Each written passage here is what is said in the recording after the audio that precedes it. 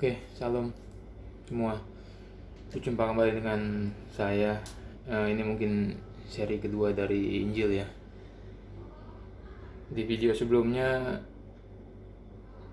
saya sudah menjabarkan, maksudnya bukan menjabarkan tapi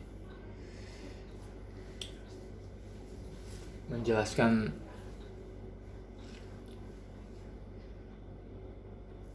Injil secara komplit ya, singkat tapi komplit. Nah itu tapi perlu kita jabarkan kembali gitu. Jadi Injil ini nggak bisa hanya dimengerti separuh atau seperapat ya, karena kalau hanya separuh itu bukan kebenaran. Dan Hosea 4 mengatakan umatku binasa karena kurangnya pengetahuan. Jadi pengetahuan yang kurang itu berbahaya, sangat berbahaya, karena membawa kita pada pengertian yang nggak full, malah jadi salah nanti. Nah, kemarin Injil adalah kabar baik. Apa kabar baiknya? Saya akan mulai menjabarkan dengan bahwa Allah Bapa mengutus satu-satunya anaknya yang Dia kasihi untuk datang ke dunia dalam rupa manusia yang bernama Yesus, dan Dia melakukan semua perintah Bapaknya dengan sempurna. Nah, saya akan berhenti di sini dan akan mencoba menjabarkan yang bagian awal ini ya.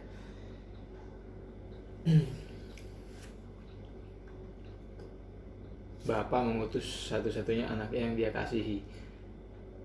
Itu saya akan memakai dasar dari Ibrani 1 ya, ayat 1 dan 2. Setelah pada zaman dahulu Allah berulang kali dan dalam pelbagai cara berbicara kepada nenek moyang kita dengan perantara nabi-nabi, maka pada zaman akhir ini Ia telah berbicara kepada kita dengan perantaraan anaknya, yang telah Ia tetapkan sebagai yang berhak menerima segala yang ada. Oleh Dia Allah telah menjadikan alam semesta. Ia adalah, ini ayat 3, Ia adalah cahaya kemuliaan Allah dan gambar wujud Allah yang menopang segala yang ada dengan firman-Nya yang penuh kekuasaan. Dan setelah Ia selesai mengadakan penyucian dosa, Ia duduk di sebelah kanan yang maha besar, di tempat yang maha tinggi. Jadi jelas di Ibrani 1 ini kita bisa melihat jelas. Kalau kita baca satu perikop, kita bisa melihat jelas bahwa satu-satunya yang Dia kasihi adalah anaknya ya, bukan kita manusia. Hanya anaknya yang Dia kasihi. Kita manusia itu, kemarin kita sudah belajar, kita semua manusia berdosa, hancur, bejat, bersalah, penjahat, seteru di mata Tuhan. Yang Dia kasih satu-satunya hanya anaknya, dan Dia utus, Dia korbankan anaknya satu-satunya yang Dia kasih itu untuk menggantikan kita, orang berdosa, di dalam hukuman ya. Jadi jangan GR ya orang Kristen. Kita bukan manusia yang dikasihi Tuhan. Tuhan bisa mengutus anaknya, Yesus bisa rela untuk mati bagi kita, itu karena Dia kasih. Allah itu kasih. Itu satu lagi atribut Tuhan, sifat Tuhan yang harus kita pelajari, bahwa Dia adalah kasih.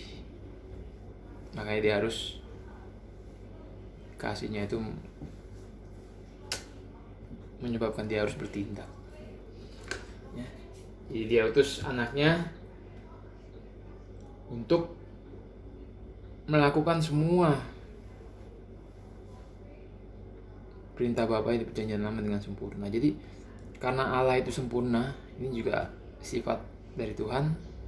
Allah itu sempurna, maka dia menuntut kesempurnaan dari manusia untuk melakukan setiap firman-Nya.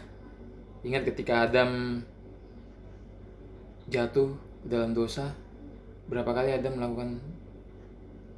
Adam melanggar perintah Tuhan? Hanya sekali. Satu kali dia melanggar, langsung dia jatuh dalam dosa, dan dosa itu bertumbuh sampai akhirnya Tuhan mencari dia, karena bukan Tuhan nggak tahu dia di mana,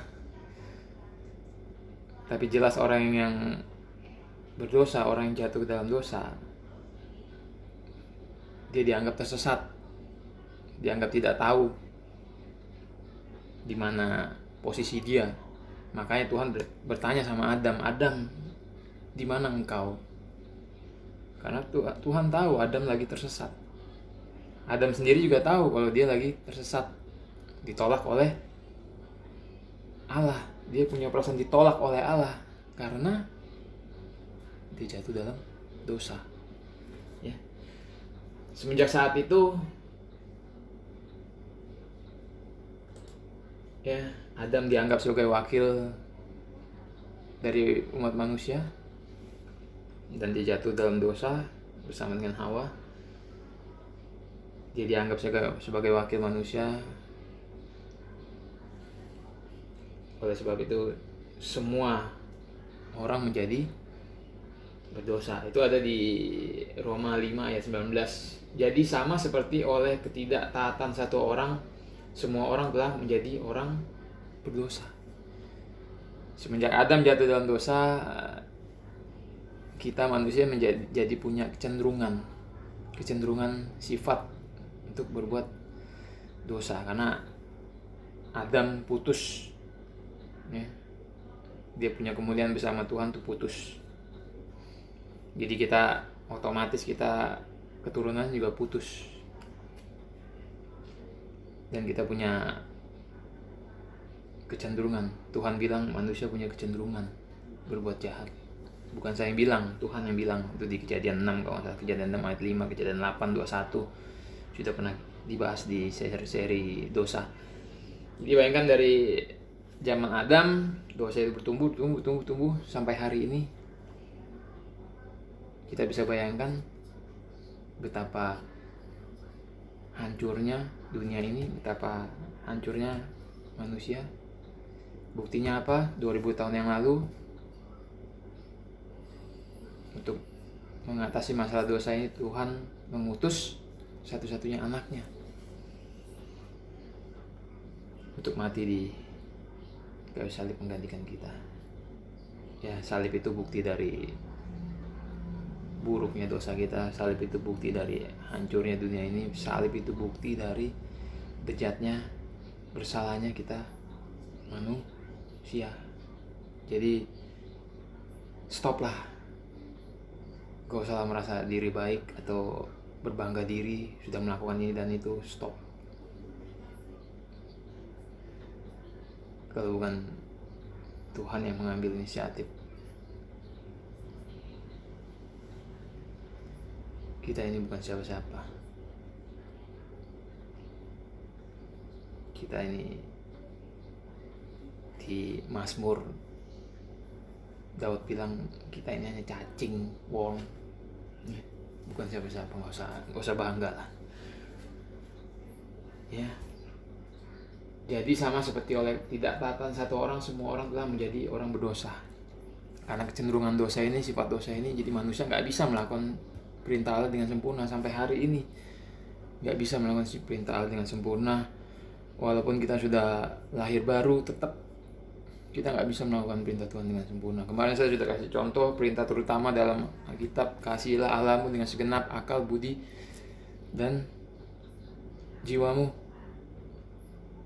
Gak ada manusia yang bisa melakukan itu. Gak ada manusia yang bisa mengasihi Tuhan seperti apa yang Tuhan mau. Gak ada. Jadi semua manusia tuh setiap hari nggak luput dari dosa. Ini bukan kata-kata saya. Semua yang saya katakan ada dasarnya dalam kitab suci. Jadi jangan Anda benci saya, ya. Jangan juga Anda benci kitab suci. Mendingan lebih baik kita taat saja dan berdoa berharap supaya Tuhan berubah kita. Ya, jadi sama seperti oleh ketidaktaatan satu orang, semua orang telah menjadi orang berdosa. Demikian pula oleh ketaatan satu orang, semua orang menjadi orang benar. Ketaatan satu orang, semua orang menjadi orang benar. Ketaatan siapa? Ketaatan Tuhan Yesus. Dia lakukan semuanya dengan sempurna untuk kita. Kita yang dituntut Tuhan untuk sempurna, kita nggak bisa, nggak mungkin. Jadi Tuhan yang melakukannya dengan sempurna. Luar biasa. Ya, jadi di Roma 3 ayat 20 juga dikatakan, sebab tidak seorang pun yang dapat dibenarkan di hadapan Allah oleh karena melakukan hukum Taurat. Ya, jadi nggak ada yang dibenarkan di hadapan Allah oleh karena melakukan hukum Taurat. Nggak ada orang yang bisa dibenarkan, dianggap benar bersama Tuhan karena melakukan hukum Taurat. Justru oleh hukum Taurat orang mengenal dosa. Jadi hukum Taurat ini seperti cermin, seperti penerang bahwa manusia itu hancur, nggak luput dari dosa. Jadi kalau Anda cuma bisa taat sedikit ya nggak usah sombong lah. Ya, nggak ada. Kalaupun Anda bisa taat itu pun karena ada Roh Kudus dalam kita. Bukan Anda yang taat itu. Sebab tidak seorang pun yang dapat dibenarkan di hadapan Allah oleh karena melakukan hukum Taurat.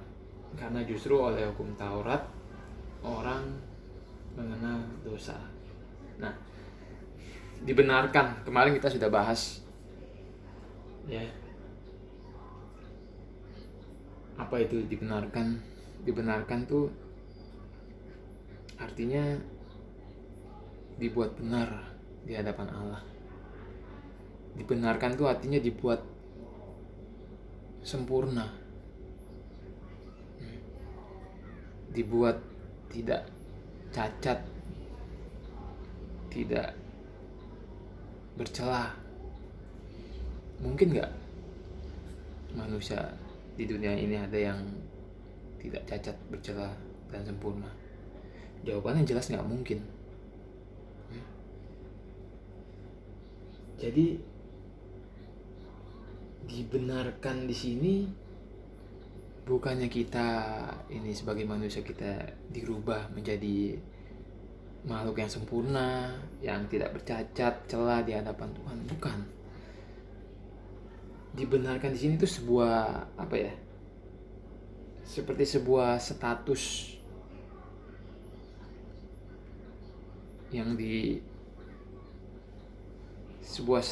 yang disematkan, yang diletakkan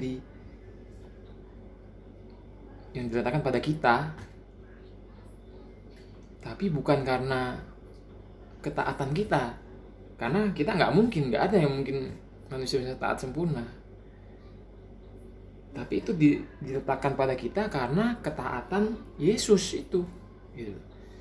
Jadi kita dianggap benar. Bapa di surga menganggap kita benar ketika Dia melihat kita berlindung di balik kebenaran Yesus. Ketika kita berdiri di balik Yesus yang Bapa lihat itu ketaatannya anaknya sendiri, bukan ketaatan kita. Ya.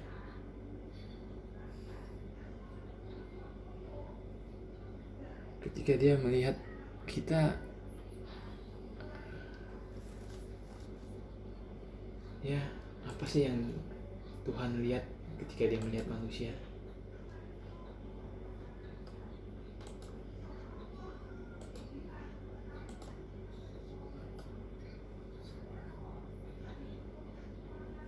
Ya, Mazmur 7.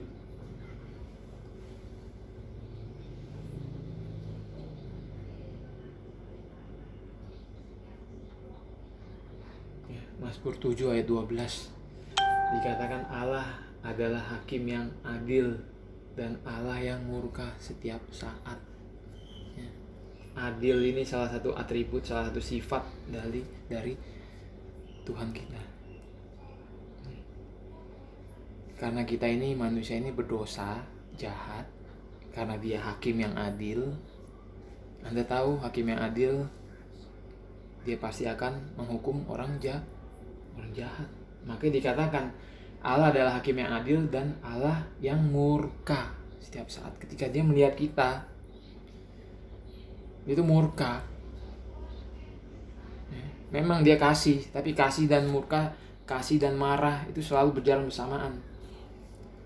Ya, kalau Anda suka sama anak-anak, ya, setiap kali ngeliat anak-anak, Anda ciumi, Anda peluk-peluk.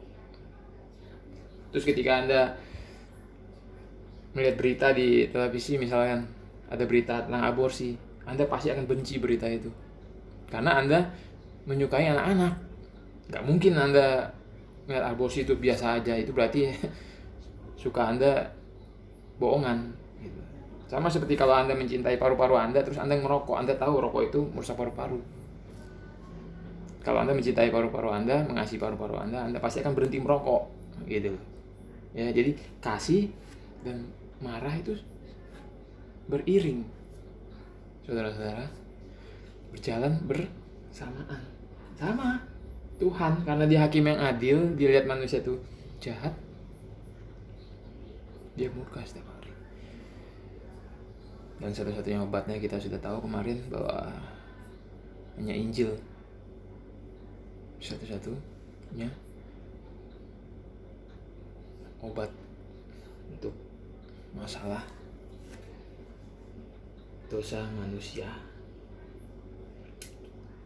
Ya. Jadi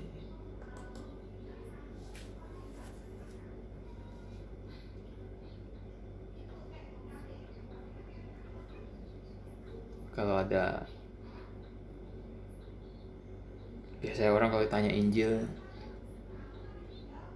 apa itu Injil?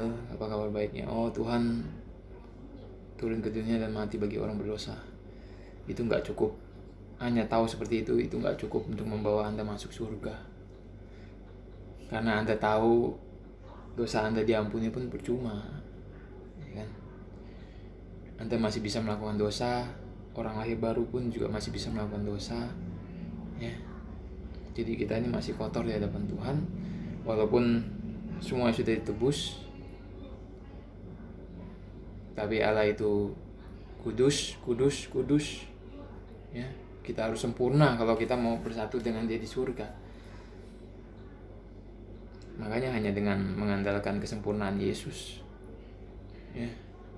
Kalau misalkan perbuatan baik itu nggak bisa membawa kita dalam surga, memang nggak bisa. Hanya perbuatan baiknya Yesus yang bisa membawa kita dalam surga.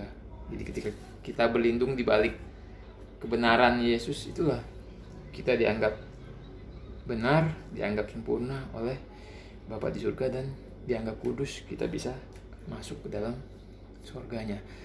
Nah, ini akan saya bahas di seri selanjutnya. Ini sudah menit ke-19. Sampai ketemu di seri selanjutnya.